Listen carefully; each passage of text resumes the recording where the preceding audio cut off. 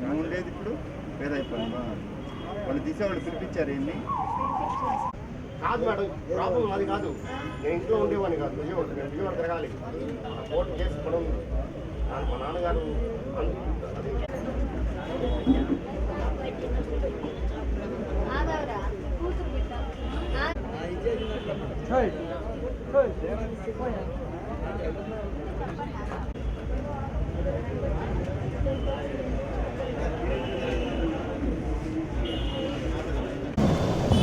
నా పేరు లోకేష్.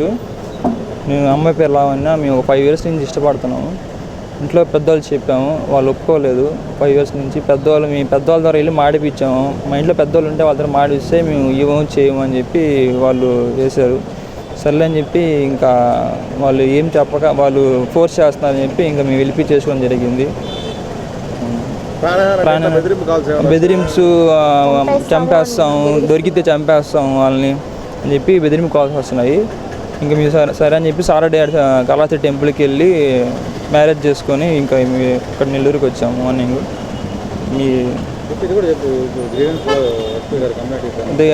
ఎస్పీ గారికి కంప్లైంట్ ఇస్తామని చెప్పి ప్రాణహాని ఉందని చెప్పి వచ్చాము. నేను మా వైఫ్ ఇక్కడ నెల్లూరు అండి, నెల్లూరు కామాటిది, నెల్లూరు. అమ్మాయి కూడా అక్కడ కామాటిది అండి. మేము బంగారు పని చేస్తుంటానండి. అమ్మాయి బంగారు పని చేస్తుంటాను. Same caste. కాళహస్తి అండి. సాటర్డే అండి. సాటర్డే.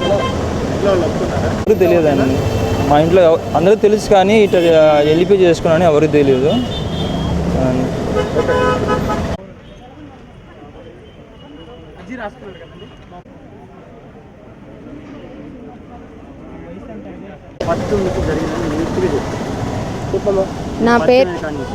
నా పేరు లావణ్య.